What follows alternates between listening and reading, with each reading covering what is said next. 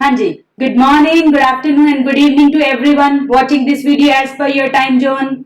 क्या हमने chapter number 1 revise करा था संडे को? क्या सबने चैप्टर नंबर 1 रिवाइज कर लिया है? क्योंकि आज हम चैप्टर नंबर 2 स्टार्ट करने वाले हैं अपनी केमिस्ट्री का।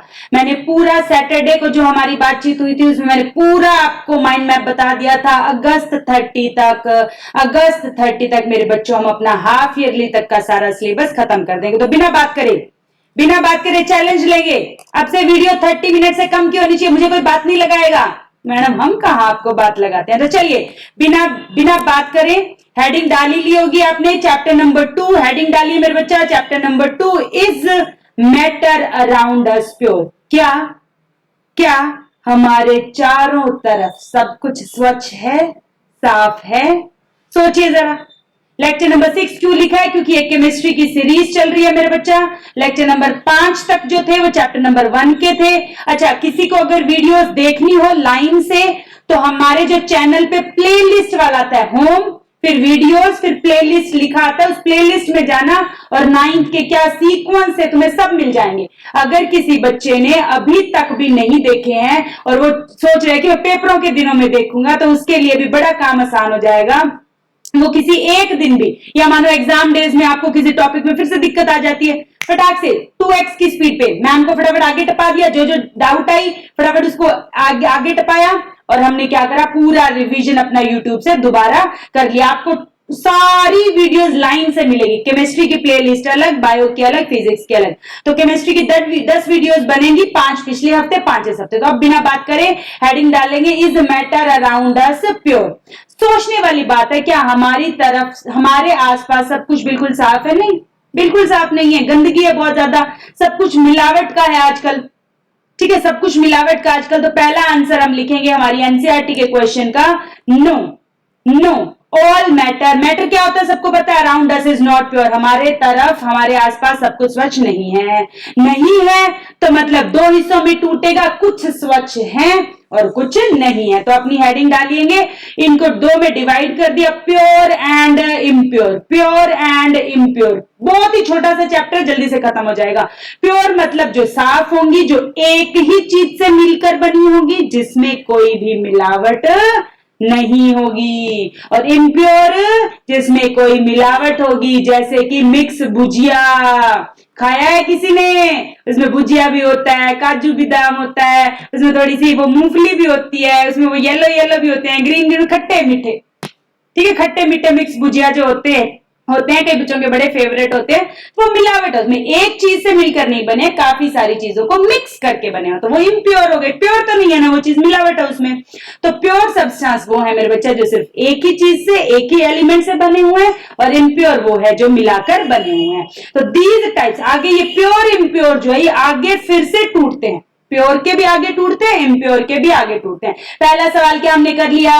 पहला सवाल था, क्या सब कुछ हमारे चारों तरफ प्योर है? आंसर है नहीं है। तो किन 2 हिस्सों में टूटता है? कुछ प्योर है, कुछ इम्प्योर है। प्योर वालों को प्योर कहते हैं, इम्प्योर वालों को मिक्सचर कहते हैं, जैसे कि मिक्स भुजिया।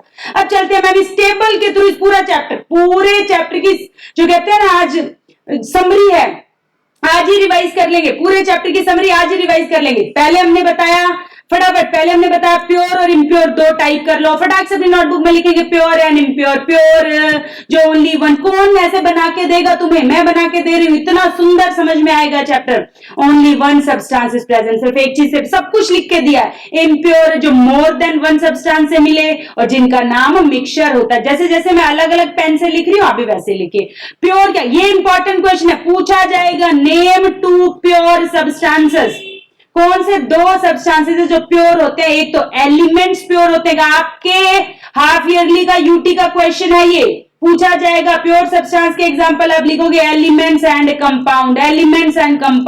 अब एलिमेंट आगे 3 में टूटता है, जो कि हम आज के लेक्चर नंबर 6 में करेंगे। आज बस इतना ही पढ़ेंगे। आज हम एलिमेंट्स के बारे में पढ़ेंगे, कल कंपाउंड के बारे में पढ़ेंगे, उसके बाद मिक्सचर्स के बारे में पढ़ेंगे, फिर सस्पेंशन सॉल्यूशन और चैप्टर फ्राइडे को खत्म। चलिए जी, तो एलिमेंट्स आगे किस में टूटेगा? मेटल होगा, नॉन मेटल होगा, या फिर मेटलॉइड होगा। और कंपाउंड जो कि प्योर है, देखो प्योर का हिस्सा है ना, प्योर के 2 हिस्से आगे, तो प्योर के हिस्से एलिमेंट्स और कंपाउंड, कंपाउंड के आगे 3 हिस्से एसिड बेस और सॉल्ट, जो कि हम क्लास 10 में पढ़ेंगे, चैप्टर नंबर 2 में पढ़ेंगे। अगर किसी बच्चे को लग रहा है कि मैं इसको पढ़ना चाहता हूं तो तुम्हारे साथ ही आज 3 बजे की, मैं तो चाहती हूं अगर किसी बच्चे के पास 10-15 मिनट एक्स्ट्रा है तो वो ये भी साथ के साथ कर ले, बिल्कुल कर ले। सिर्फ ऐसा करना, नोट्स मत बनाना इसके, लेकिन साथ साथ सिर्फ एक मतलब जैसे जो हम फ्री होते हैं, लेटे होते हैं, बेड पे बैठ के फोन चलाते हैं ना, उस टाइम सिर्फ एसिड बेस वाले की 5 वीडियोस इसकी डालूंगी। जैसे तुम्हारा 9th का जैसे चैप्टर 2 चल रहा है तो 10th का भी साथ साथ चैप्टर 2 चल रहा है, मंडे टू फ्राइडे, और वही चैप्टर 2 तुम्हारा है एसिड बेस और सॉल्ट, जो कि हम चैप्टर नंबर 2 क्लास 10 में करेंगे। चाहो तो अभी मेरी दूसरी वीडियो देख सकते हो। उसके बाद इम्प्योर आगे किसमें टूटा, मिक्सचर है। मिक्सचर 2 टाइप के होते हैं, एक मिक्सचर तो ना ऐसे होते हैं इसमें पता ही नहीं चलता घोलना भी है क्या, ऐसा ना क्लीन मिक्सचर होता है, बिल्कुल मिल्क है, पानी, और उसका पता नहीं चलता कि मिलावट है कि नहीं। अगर मिलावट का पता चल जाता तो मम्मी पकड़ ना लेती दूध वाले को कि मिला के दिया तूने। तो एक तो मिक्सचर्स ऐसे होते हैं जो बिल्कुल अच्छे से घुल जाते हैं, उनको हम कहते हैं सॉल्यूशन। सॉल्यूशन मतलब अच्छे से घुल गया। एक होता है हेटेरोजीनियस मिक्सचर, जो अच्छे से घुलते नहीं है, जिनको हम सस्पेंशन मतलब वो घूमते रहते हैं, उसके अंदर तैरते रहते हैं। और एक होता है कोलॉइड, जिसमें तैरते हुए नजर नहीं आते, पर उसमें उसके अंदर अगर लाइट से हम देखें ना तो हमें दिखते हैं छोटे छोटे पार्टिकल्स। इन सबको हम आगे आने वाले लेक्चर्स में धीरे धीरे पढ़ेंगे। क्या समरी चार्ट समझ में आ गई? मेरे साथ बोलेंगे मैटर के 2 pure impure, pure impure, pure impure, pure impure. Pure के आगे 2 element compound, element compound, element compound, element compound. Element के आगे 3 मेटल, नॉन मेटल, मेटल, और जो कि हमारा आज का चैप्टर रहेगा। कंपाउंड हम चैप्टर नंबर 10 में करेंगे। चाहो कोई बच्चा एक्स्ट्रा पढ़ना चाहता है, जाके आके मेरी वीडियो देख सकता है। मिक्सचर में 2 टाइप के मिक्सचर पूछे जाएंगे, डिफरेंस बिटवीन होमोजीनियस हेटेरोजीनियस पूछे जाएंगे। डिफरेंस बिटवीन होमोजीनियस हेटेरोजीनियस हम लिख देंगे। फिर आपसे पूछा जाएगा सॉल्यूशन, सस्पेंशन, आगे आने वाले लेक्चर्स में हम सब कर लेंगे। अब देखो ये टेबल आपकी एनसीईआरटी बुक की है और मैंने खुद से भी आपको बना के दे दिए। ये चाहो वो कर लो, वो चाहो वो कर लो। इसमें भी यही लिखा है, प्योर, इम्प्योर, एलिमेंट्स हो गए, कंपाउंड्स हो गए, होमोजीनियस, हेटेरोजीनियस हो गए। तो ये हम आगे करेंगे। अब चलते हैं, हेडिंग डालिए, स्पीड से हेडिंग डालिए, बिल्कुल टाइम वेस्ट नहीं करेंगे। आज के बाद जो बात करनी है वो सैटरडे को, अभी कोई बात नहीं। प्योर सब्सटेंस, हेडिंग डालिए। प्योर सब्सटेंस होते क्या है? होते क्या है? जो कि ओनली 1 काइंड ऑफ पार्टिकल से बने हो, जो कि साथ साथ याद करते जाएंगे। प्योर मतलब एक टाइप, प्योर मतलब कोई मिलावट नहीं, प्योर मतलब ओनली एक टाइप। एग्जांपल पहले ही पढ़ लिया, element compound, element compound, element compound. 2 number का सवाल पूछा जाएगा। उसके बाद आपसे पूछेंगे व्हाट इज एलिमेंट, हेडिंग लगाइए, व्हाट इज एलिमेंट। तो आप लिखोगे element is a substance which cannot be split into simpler substances, क्योंकि वो एक ही चीज से बनकर बना है तो उसको आगे तोड़ सकते नहीं है। चाहे उसमें तुम हीट डालो, इलेक्ट्रिसिटी डालो, लाइट डालो, कुछ भी डालो, एलिमेंट्स को आगे तोड़ा नहीं जा सकता है। इसकी दूसरी डेफिनेशन ये भी आप पेपर में दे सकते हो, पूछा जाता है। एलिमेंट की डेफिनेशन टीचर्स की फेवरेट है और क्लास 7 में भी ये आता है। मैंने आपको सैटरडे वाली वीडियो में भी समझाया था पढ़ने का सही तरीका क्या है। 7th, 8th, 9th, 10th के सिलेबस को साथ में पढ़ेंगे। एंड एलिमेंट जैसे आज बच्चा 9th की वीडियो देखने के बाद 10th की भी देखेगा। ये मेरा पर्सनल सजेशन है, 15-20 मिनट की वीडियो है, मस्ती मस्ती में रोटी खाते ही देख लेना चाहिए, रोटी खाते ही देख लेना चाहिए। An element is made up of only 1 kind of atom, सिर्फ एक टाइप के एटम से मिलकर बना होता है। एग्जांपल देने को मैडम कहेगी तो हम कॉपर, हाइड्रोजन, सिल्वर कितने ही दे देंगे, पता नहीं, एग्जांपल हमें बहुत आते हैं। अब जनरल नॉलेज की बात मैंने तुम्हें बताया है, मेरा बच्चा सिर्फ बुकिश लैंग्वेज या बुक वाली नॉलेज पे डिपेंड नहीं करता। हमारे चारों तरफ आम भाषा में आम क्या क्या है उसके बारे में पता होना चाहिए। तो आपको ये चीज पता होनी चाहिए कि हमारे मतलब सराउंडिंग में, एटमॉस्फेयर में अभी तक कितने एलिमेंट्स प्रेजेंट है। तो 118 टोटल साइंटिस्ट ने एलिमेंट बता दिए हैं, जिसमें से 94, तो ये कोई नहीं पूछेगा, ये सिर्फ पूजा बिश्नोई मैम बताएगी आपको एक्स्ट्रा नॉलेज, ये किसी बुक में कोई टीचर नहीं बताता है। 94 तो नेचुरल है, कि मुझे लगता है साथ साथ जनरल नॉलेज भी आपको पता होनी चाहिए, आपको पता होनी चाहिए, ठीक है। तो यहाँ पर 94 नेचुरल है और 24 हम इंसानों ने खुद अपनी उससे रिसर्च से बनाए हैं। इसका कोई सवाल आपसे पूछा नहीं जाएगा, पर हमें जनरल नॉलेज के लिए पता होना चाहिए। अगला सवाल तुमसे पूछा जाएगा, इसको तो मुझे समझ नहीं आ रहा, मैं कौन से कलर के, बताओ कौन सा कलर, हरा कर दूं, हरा कर दूं। इसको लिखो महा इंपॉर्टेंट, महा इंपॉर्टेंट। जो मेरे पिछले साल के 10th के बच्चे हैं, अगर वो ये वीडियो देखेंगे तो वो कहेंगे हाँ मैम ये आता है। तो दो एलिमेंट्स ये ऐसे होते हैं सिर्फ पूरे 118 में से, सोचने वाली बात है, पूरे 118 एलिमेंट्स में सिर्फ ओनली दो एलिमेंट ऐसे हैं जो लिक्विड है, मतलब तरल है। सॉलिड लिक्विड गैस पढ़ लिया, बाकी 11 गैसेस हैं और बाकी सारे सॉलिड हैं। दो तो हो गए लिक्विड, 11 हो गए गैस, और बाकी जितने भी बचे 90 बचे, जितने 100 बचे, जितने भी बचे, मैथ्स हमारी इजी है, वो बाकी के कितने सॉलिड। अब इतने सारे तो कोई पूछेगा नहीं, सारे सॉलिड है तो सॉलिड का तो कोई पूछेगा नहीं। गैस है 11 तो 11 भी पूछेगा नहीं। एमसीक्यू में सवाल क्या बनेगा, एमसीक्यू में सवाल क्या बनेगा, शॉर्ट क्वेश्चन में सवाल क्या बनेगा, नेम 2 एलिमेंट्स। लिख लो ये क्वेश्चन, तुम्हारी मैडम पेपर लीक कर रही है, तुम मुझे आके कहोगे हाफ ईयरली के बाद कि मैडम क्या पढ़ाते हो आप, पेपर ही पहले बता देते हो। मैं तो सिर्फ और सिर्फ आपकी वीडियो देखूंगा और मेरे फ्रेंड्स को भी कहूंगा आप ही की वीडियो देखे और क्या करे, सब्सक्राइब करे, और अपने फोन में जितने भी ग्रुप हैं, अपने पापा के फोन में जितने भी ग्रुप हैं, सब में शेयर करेंगे कि हमारी मैम ने एक अच्छा काम शुरू करा है। आपको फायदा हो रहा है ना, घर बैठे फायदा हो रहा है ना, तो बाकियों का भी फायदा करो। तो दो एलिमेंट्स कौन कौन से हैं जो लिक्विड में, वेरी वेरी वेरी इंपॉर्टेंट, पक्का लिख लो, का यहाँ पे एक तो है ब्रोमीन और एक है ब्रोमाइन और एक है मरकरी। अब एक खास देने वाली बात है, जो ब्रोमीन है वो एक नॉन मेटल है और मरकरी एक, आपसे ऐसे ही पूछेगी मैडम एक ऐसा नॉन मेटल बताओ और एक ऐसा मेटल बताओ जो लिक्विड है। हमें पता है लिक्विड दो ही हैं भाई, लिक्विड दो ही हैं, एक ब्रोमीन और एक मरकरी, और एक मेटल है एक नॉन मेटल है। कोई बच्चा बता सकता है मरकरी हमने कहां देखी है? कोई बच्चा बता सकता है मरकरी हमने कहां देखी है? बता सकता है तो बताए, कहां बताए, नीचे कमेंट में बताए।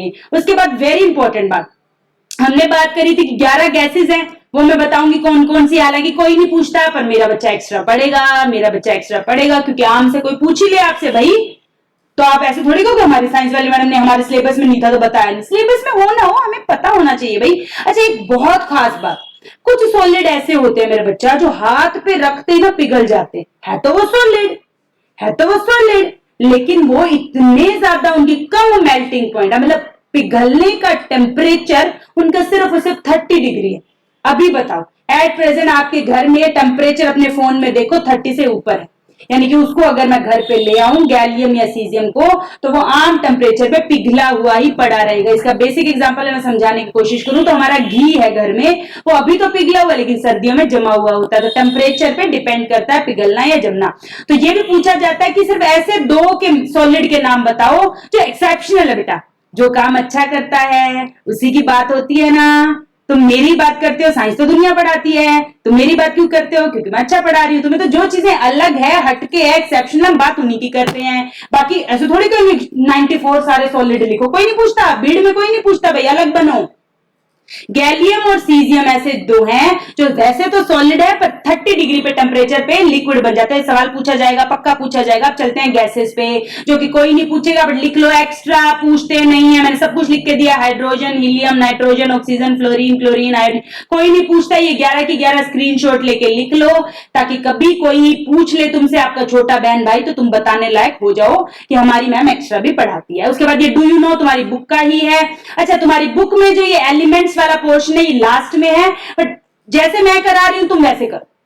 तुम्हें सिलेबस सीक्वेंस में कराने के लिए मैं सीक्वेंस सेट करके लाती हूँ। एनसीईआरटी में आगे पीछे गिवन होता है। एनसीईआरटी मैंने पहले ही बताया, बच्चों के लिए अपने आप पढ़ना मुश्किल होता है, उसे टीचर ही पढ़ा सकता है। तो यहाँ पे मैंने यही लिखा है कि 100 से भी ज्यादा है, मैंने एग्जैक्ट आपको बता दी 118 है, जिसमें से इतने सारा नेचुरली अकरिंग है और मैनमेड है, कुछ 92 लिखा हुआ है यहाँ पे, वैसे अब 94 हो गए हैं। यहाँ पे मेजोरिटी एलिमेंट सॉलिड है, सबको पता है ज्यादातर सॉलिड है। उसके बाद 11 देखो तुम्हारी मैडम ने बता दिया है, तुम्हारी मैडम ने तो एक्स्ट्रा भी बता दिया कौन कौन सी है। गैसेज है 2, तुम्हारी मैडम ने बता दिया है, मरकरी और ब्रोमीन दोनों लिक्विड में, और ये भी तुम्हारी मैडम ने बता दिया है। देखो तुम्हारी मैडम क्या लिख रही है नोट्स सारे क्या। अच्छा 303 केल्विन का मतलब क्या है, यहां पर बताती हूं, उधर फोटो आ जाएगी। 303 केल्विन का मतलब क्या है मेरे बच्चा, 273 इसमें से माइनस कर देंगे, 273 इसमें से माइनस कर देंगे, मतलब क्या है 30 डिग्री सेल्सियस वो कहना चाहता है। क्या बात समझ में आ गई? क्या बात समझ में आ गई? क्या बात समझ में आ गई? कि आगे बढ़े, आगे हम बढ़ते हैं। एलिमेंट्स के टाइप्स, अपनी प्रॉपर्टीज के अकॉर्डिंग एलिमेंट को 3 ग्रुप ग्रुप में बांटा गया। हेडिंग डालिए metal, non metal and metalloids. और ये करते ही आज की हमारा लेक्चर समाप्त। छोटा सा लेक्चर है, मजे से देखेंगे और नोट्स बनाएंगे। चलिए पहले, अच्छा ये क्या बच्चा 8th में पढ़ के आया था? 8th के बच्चे कमेंट करेंगे मुझे पता है, यस बड़ा बड़ा लिखेंगे, यस मैम, यस मैम। कुछ बच्चे रेगुलर कमेंट्स कर रहे हैं, कुछ बच्चे बहुत रेगुलर कमेंट्स कर रहे हैं। इस सैटरडे जब भी मैं उनके लिए बनाऊंगी तो एक शाउट आउट जरूर करूंगी। कुछ बच्चे हैं, एक बच्ची दीक्षा है, एक और भी है, जन्नत भी है, एक बच्ची 9th की, उसने भी मुझे मैसेज करा है। तो मैं ऐसे ऐसे नाम लेते रहूंगी बच्चों के, ताकि उन्हें खुशी हो। काफी बच्चे अपना रियल नाम, डिस्ट्रिक्ट लिख रहे हैं, मैं उनके लिए अप्रिशिएट करती हूँ। वेरी गुड, ऐसे ही लगे रहो। मेलिएबिलिटी क्या होता है? वो प्रॉपर्टी जिससे हम हथौड़ा मार के उसकी शीट बना दे, जैसे एल्यूमिनियम शीट होती है फॉइल करने के लिए। मेलिएबल किसको कहते हैं? जैसे मैं लिख भी रखा है, क्लास 8 में आप पढ़ के आए हो, बीट करने के बाद जो सब्सटेंस शीट में बन जाए उसको मेलिएबल सब्सटेंस कहते हैं। ये सब 8th में पढ़ के आए हो, मैं फिर भी दोबारा पढ़ा रही हूँ। देखो मैंने अपनी शनिवार वीडियो में कहा था कि जो 8th में पढ़ा है वो भी मैडम दोबारा पढ़ाती है।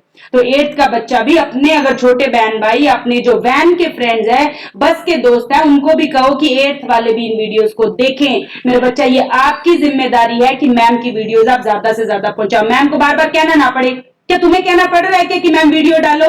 कहना पड़ रहा है क्या मैं हर रोज 3 बजे भेज रही हूं ना? तो अब तुम्हारा काम है मैम को गिफ्ट देना। दोगे ना? चलिए फिर डक्टिलिटी का मतलब है तार बनाना। अब तक हमने हथौड़ा मार के क्या बनाया था? शीट। अब हथौड़ा मार के तार बना देंगे। ठीक है मैम। जिसको तार बना सकते हैं उसको डक्टाइल कहते हैं। ठीक है मैडम। जो इंटेलिजेंट होता है उसको इंटेलिजेंट कहते हैं और उसको इंटेलिजेंसी कहते हैं। बस ठीक है बात। ब्रिटलनेस क्या होता है? जिसको तोड़ा जा सके, हथौड़ा मारा और वो टूट जाए। ना तो शीट बने ना तार बने, ना तो शीट बने ना तार बने, हथौड़ा मारते ही टूट जाए। कुछ नहीं बना उसको, बस टूट गया वो। और सोनोरिटी क्या होता है? मारने पर आवाज आए। जैसे मैं किसी भी चीज को यहाँ मारूंगी तो आवाज आएगी। आवाज आने को सोनोरिटी कहते हैं। उसके बाद डिफरेंस 8th में भी करके आए थे, लिख लो। Class 10 chapter 3, class 10 chapter 3। और क्लास 8 में भी पढ़ के, अब क्लास 10 में भी दोबारा यही सेम। तुम देख लेना, क्लास 10 की स्लाइड देख लेना, मैं यही कॉपी पेस्ट मारूंगी वहां पे, दोबारा थोड़ी लिखूंगी। अब मैं कॉपी एंड पेस्ट, वही स्मार्ट काम करो। ठीक है। तो 10th तुम्हें मैं साथ साथ ही पढ़ा रही हूँ, तुम्हें टेंशन ही मत लो। 8th 9th 10th सब पढ़ा रही है तुम्हारी मैडम। बस तुम्हें क्या करना है? पढ़ते रहना है, लाइक शेयर सब्सक्राइब करते रहना है। पहला डिफरेंस लिखेंगे, हेडिंग डालेंगे, मेटल्स आर मेलिएबल, हथौड़ा मार के शीट बना दी, हथौड़ा मार के तार बना दी। मेलिएबल भी है, डक्टाइल भी। नॉन मेटल, ना तो बेचारे शीट बनती है ना तार बनती है, हथौड़ा मारते टूट जाते हैं। तो क्या है? ब्रिटल है। ब्रिटल मतलब टूट जाते हैं, ब्रेक हो जाते हैं। आगे बात समझ। जैसे कि मैडम सल्फर है, आगे एग्जांपल करेंगे। गुड कंडक्टर ऑफ इलेक्ट्रिसिटी, देखो यहाँ पर गुड है और यहाँ पर बैड है, ऑपोजिट है एक दूसरे के। वो गुड कंडक्टर है, वो बैड कंडक्टर। अच्छा क्या सारे ही गुड है? नहीं मैडम, अभी यहाँ पे जो बच्चे पढ़ रहे हैं क्या सारे ही नोट्स बना रहे हैं? नहीं। कुछ बच्चे तो ऐसे हैं जो स्क्रीनशॉट ले लेके रख रहे हैं, बाद में बनाऊंगा, और बाद कभी आता नहीं है, इसलिए अभी बनाइए। एक्सेप्ट, कुछ बच्चे एक्सेप्शन ही है। तो यहाँ पे वैसे तो मेटल्स गुड कंडक्टर होते हैं आम भाषा में पूछे तो, पर कुछ बच्चे ऐसे होते हैं ना, तो वो बच्चे कौन है? लेड एंड मरकरी, जो कि अच्छे इलेक्ट्रिसिटी के कंडक्टर नहीं है। नॉन मेटल वैसे तो पुअर होते हैं, पर नॉन मेटल में भी तो अच्छे हैं।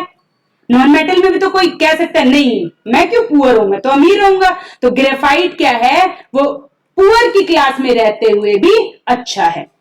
यहां पर आपसे पूछ ले बेस्ट कौन है क्लास में? वेरी बेस्ट कौन है? फर्स्ट कौन आता है? तो सिल्वर, और पीछे कौन रहता है? Lead and mercury. I think मेरा डिफरेंस सबको समझ में आ गया है। तीसरा लश्चर होता है, चमक, बहुत ही चमक वाले होता है। सोना पहना होता है ना, सोना बड़ा ही चमकता है। ठीक है, मम्मियां पहनती है वो मेटल सोना, जो कि चमकदार होता है। नॉन मेटल में चमक नहीं होती, पर इसमें भी कुछ एक्सेप्शन है। वैसे तो नॉन मेटल्स में चमक नहीं होती, पर कुछ भीड़ में भी चमकते हैं, गरीबों में भी चमकते हैं। जैसे डायमंड एक नॉन मेटल होते हुए भी बड़ा चमकता है। अब डायमंड सबने देखा हुआ, तो मैंने उसकी फोटो नहीं लगाई। बच्चों ने कौन सा नहीं देखा हुआ? आयोडीन नहीं देखा हुआ, इसलिए बच्चे आयोडीन भूल जाते हैं। और जो चीज तुम भूल जाते हो वही मैडम तुम्हें भूलने देगी नहीं। ये देखो चमक रहा है ना, यहाँ ये आयोडीन की फोटो है, देखो चमक रहा है ना।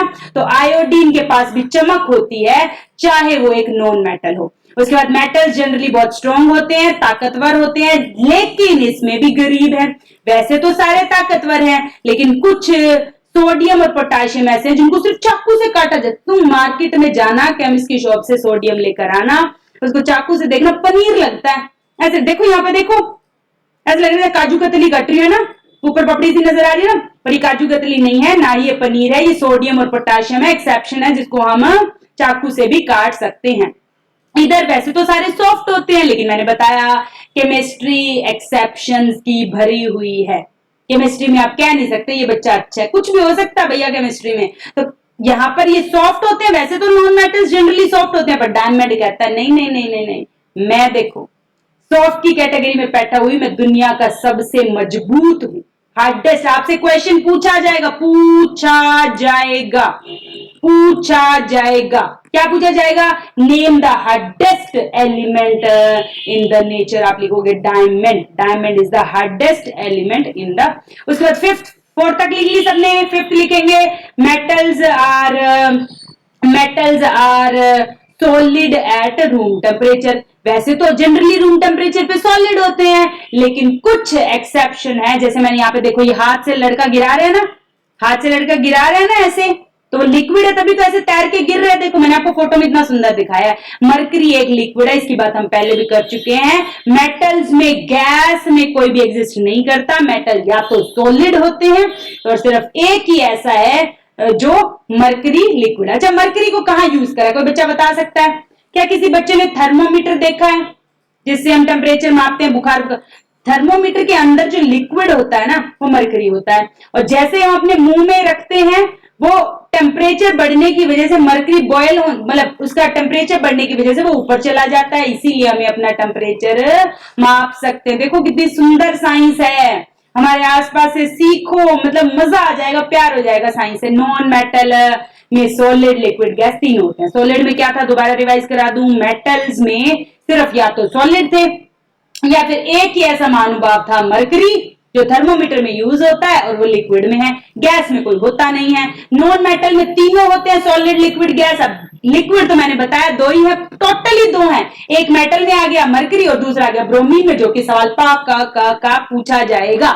मरकरी और ब्रोमीन का सवाल पक्का पूछा जाएगा। उसके बाद 11 गैसेस हैं जो कि सारी की सारी नॉन मेटल्स हैं, मैं पहले ही लिखवा चुकी हूं, और कुछ सॉलिड्स भी हैं। सारे सॉलिड्स के नाम नहीं लिखने बैठेंगे, अब आप कहोगे मैडम लिखवा दो सारे, यूट्यूब पे उस पे सर्च मार लेना भाई, उस पे गूगल पे 94 कौन लिखने बैठेगा, यही काम रहेगा। सल्फर एंड फास्फोरस दो याद कर लेंगे हम। क्या हमने आगे कर लिया, आगे चलिए सिक्स आगे हम, metals have high melting and, बहुत ज्यादा ऊंचे से पिघलते हैं, लेकिन एक्सेप्शन बताया था हाथ पे रखते ही पिघलना, गैलियम एंड सीजियम, उसको सिर्फ 30 डिग्री टेम्परेचर देने पर भी वो पिघल जाते हैं। वैसे तो सॉलिड है, वैसे तो मेटल है, सॉलिड है, लेकिन हल्के टेम्परेचर पर पिघल जाते हैं। नॉन मेटल उल्टा, मेटल्स की हाई तो उसकी लो, लेकिन लो में भी exception, diamond and graphite, diamond and graphite. उसके बाद 7 चलेंगे, हाई डेंसिटी। अब डेंसिटी एक दिन एक बच्चे ने पूछी थी, उस बच्चे ने अपना रियल नाम नहीं बताया, विकी मील के नाम से थी, मैंने बताया भी था डेंसिटी मतलब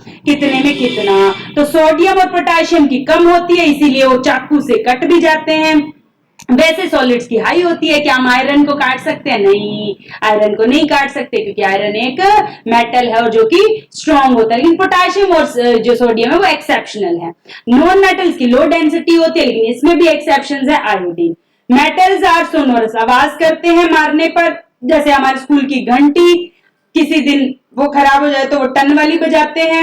नॉन मेटल नॉन सोनोरस होते हैं, नॉन मेटल्स में कोई आवाज नहीं आती। मेटल जनरली ग्रे या सिल्वर कलर के होते हैं, लेकिन दो एक्सेप्शन है, कॉपर एंड गोल्ड। गोल्ड का कलर आपको सबको पता है, और कॉपर का कलर भी आपको ब्राउन पता होना चाहिए। नॉन मेटल डिफरेंट कलर के होते हैं सारे, इसलिए याद करने की जरूरत नहीं है, इसलिए याद करने की जरूरत नहीं। आज का लास्ट, अरे मैडम आज तो इतनी जल्दी खत्म हो गया, मुझे लगता 10-15 मिनट का ही होगा। कोई बात नहीं, छोटी वीडियो देखो और मजे करो। मेटलॉइड्स क्या होते हैं? लास्ट मेटलॉइड्स, मेटल कर लिया, नॉन मेटल कर लिया, दोनों का डिफरेंस कर लिया, मैटर कर लिया, प्योर कर लिया, एलिमेंट कर लिया, और पक्का का क्वेश्चन कर लिया, bromine and mercury, bromine and mercury, bromine and mercury. Metal non metal का डिफरेंस आ सकता है, मेटलॉइड्स पे 2 नंबर का सवाल आ सकता है। इनके बीच के जो कुछ कभी मेटल वाली उसमें चले जाएंगे, कभी नॉन मेटल वाली में चले जाएंगे। तो metals which show some properties, कुछ विशेषताएं वो मेटल की दिखाए और कुछ नॉन मेटल की दिखाए। For example bromine, silicon and aluminium, bromine, silicon and germanium पूछा जाएगा 2 नंबर में। ब्रोमीन, सिलिकॉन एंड जर्मेनियम, क्या मेटलॉइड्स लिख लिया, क्या मैं नॉन मेटल की डिफरेंस लिख ली। तो अब हम क्या करेंगे मैम, अब हम लेंगे आपसे अलविदा। और इसी के साथ मेरे बच्चा keep learning, keep growing, keep smiling and अपनी वीडियोस देखते रहो, 5 दिन का कंटेंट लिखते रहो। और सैटरडे को हम क्या करा करेंगे, डाउट्स, और डाउट्स के लिए कमेंट्स करेंगे ताकि मैं क्या करूं, आपका नाम लूं। चलिए, ऑल द बेस्ट।